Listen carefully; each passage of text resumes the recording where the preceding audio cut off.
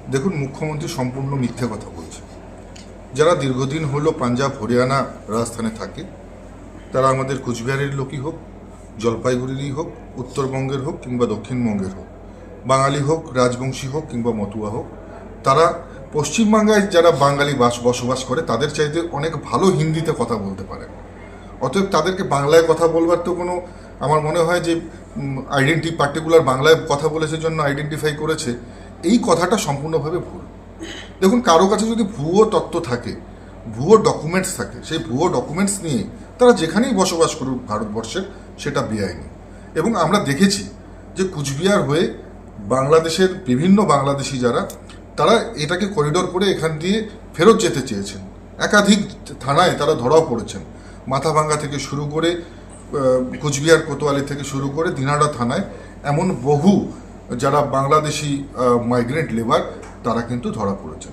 অতএব একটা বিষয়ে আমরা নিশ্চিত যে বাংলাদেশ থেকে কাজের সন্ধানেই হোক বা অন্য কোনো উদ্দেশ্য নিয়েই হোক, বহু ইনফিল্ট্রেশন হয় এবং তারা কিন্তু বিভিন্ন শহরগুলোকে টার্গেট করে। যদিও তাদের ফার্স্ট সেফ হাউস পশ্চিমবঙ্গ, যেখানে আসবার পরে তাদের আধার কার্ড, ভোটার কার্ড এবং রেশন কার্ড তারা পেয়ে যায়, এবং সেই ডকুমেন্টসকে হাতিয়ার করেই তারা কিন্তু দিল্লি, গুজরাট, রাজস্থান, ব্যাঙ্গালোর, এই বিভিন্ন শহরগুলোতে তারা ছড়িয়ে পড়ে। আজকে আপনারা যদি একটা পরিসংখ্যান দেখেন, আপনাদের কোট আনকোট করে বলছি, 2014 সালে বাংলাদেশের চট্টগ্রামের যেখানে ডিটেনশন সেন্টার, যেখানে ফেনী নদী পেরিয়ে যখন রোহিঙ্গারা এসে বসবাস শুরু করেছিল, সেইখানে রোহিঙ্গাদের সংখ্যা ছিল প্রায় 14 থেকে 15 লক্ষ।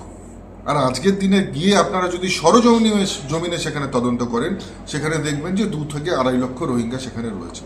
এই রোহিঙ্গারা বাংলায় কথা বলতে পারে, বাঙালিদের মতন দেখতে, বাঙালিদের মতন আচরণ, স্বভাব, বাঙালিদের যা বেশভূষা তাই তাদের বেশভূষা। তো স্বাভাবিকভাবেই বাঙালি হিসেবে তারাও কিন্তু বিভিন্ন শহরে ছড়িয়ে পড়েছে। এই যে 14 লাখ 15 লাখ সংখ্যা রোহিঙ্গাদের ছিল, সেখান থেকে আজকে বাংলাদেশে 2 থেকে 2.5 লক্ষ রোহিঙ্গা রয়েছে। তাহলে বাকি এই যে 13